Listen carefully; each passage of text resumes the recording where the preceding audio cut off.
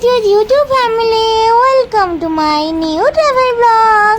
ଆମେ ଯାଇଥିଲୁ ବରୁଣେଇ ବୁଲିବାକୁ ମାମା ମୋ ବାବା। ବରୁଣେଇ ତ ମୁଁ ଫାର୍ଷ୍ଟ ଟାଇମ୍ ଯାଇଥିଲି ବୁଲିବାକୁ। ଆପଣମାନେ ଯାଇଛନ୍ତି କି କେବେ ବରୁଣେଇ? ଯଦି ଯାଇଛନ୍ତି କମେଣ୍ଟରେ ଜଣାଇବେ। ଆମେ ଯାଇ ପହଞ୍ଚିଥିଲୁ 4ଟା ବେଳେ, ଆଉ ବହୁତ ଜୋରେ ବର୍ଷା ବି ଉଠେଇଥିଲା। ଆଉ ଆସୁ ଆସୁ ଯାଇ ମୁଁ ଦେଖିଥିଲି କେତେ ସାରା ମାଙ୍କଡ଼ ଆଉ ଏତେ ସାରା ସିଡ଼ି ଦେଖି ମୋ ମୁଣ୍ଡ ଚକର କାଟିଲା। ମୁଁ ସିଧା ମୋର ଏକ୍ସିଲେଟରକୁ ଘିଁ ଘିଁ କରି ମୋଡ଼ିକିରି ସବୁତକ ସିଡ଼ି ଚଢ଼ିବାକୁ ଲାଗିଲି। କିନ୍ତୁ ମୋ ମାମା ବାପା ପୁରା ଥକି ଯାଇଥିଲେ। ସେମାନେ ଏତେ ବଡ଼ ହେଲେ କ'ଣ ହେଲା, ମୋର ତ ଏନର୍ଜି ଅଧିକା। ମାମାକୁ ଦେଖ ଏଠି କେମିତି ଥକିକିରି ଠିଆ ହେଇଛି, ଜମା ସିଡ଼ି ଚଢ଼ି ପାରୁନି। ମୁଁ ଆଗରେ ଦୌଡ଼ିକି ଚାଲିଲି ସବୁତକ ସିଡ଼ି ଚଢ଼ିକିରି। ଏତେ ସାରା ସିଡ଼ି ଥିଲା ଯେ ମୁଁ ଭାବିଲି ଗଣିବି, କିନ୍ତୁ ଗଣୁ ଗଣୁ ଅଧା ମଝିରେ ମୁଁ କାଉଣ୍ଟିଂ ଭୁଲିଗଲି। କାରଣ ମୁଁ ତ କୁନି ପିଲାରେ ଏତେ ସାରା ସିଡ଼ି ଗଣି ପାରିବିନି।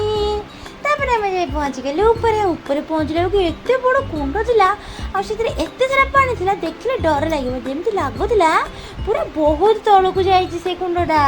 ତାପରେ ଆମେ ସିଧା ପହଞ୍ଚିଗଲୁ ଯାଇକିରି ମନ୍ଦିର ପାଖକୁ ଉପରେ। ମନ୍ଦିର ପାଖକୁ ପହଞ୍ଚିବା ପାଇଁ ବି ବହୁତ ସିଡ଼ି ଥିଲା। ଆଉ ମନ୍ଦିରରେ ଆମେ ଦର୍ଶନ ବି କଲୁ। ସେଠି ଗୋଟେ ଝରଣା ଥିଲା ଯେଉଁଥିରୁ ପାଣି ଝରିକି ଆସୁଥିଲା, ଆଉ ସମସ୍ତେ ସେଠି ଗୋଡ଼ ଧୋଉଥିଲେ। ଗୋଡ଼ ଧୋଇ ସାରିକି ତାପରେ ଯାଇ ମନ୍ଦିରକୁ ଯାଉଥିଲେ। ଆପଣମାନେ ବି ଯଦି ଆସିଥିବେ ବରୁଣେଇ, ଆପଣମାନେ ବି ଦେଖିଥିବେ ଏଇ ଝରଣାକୁ।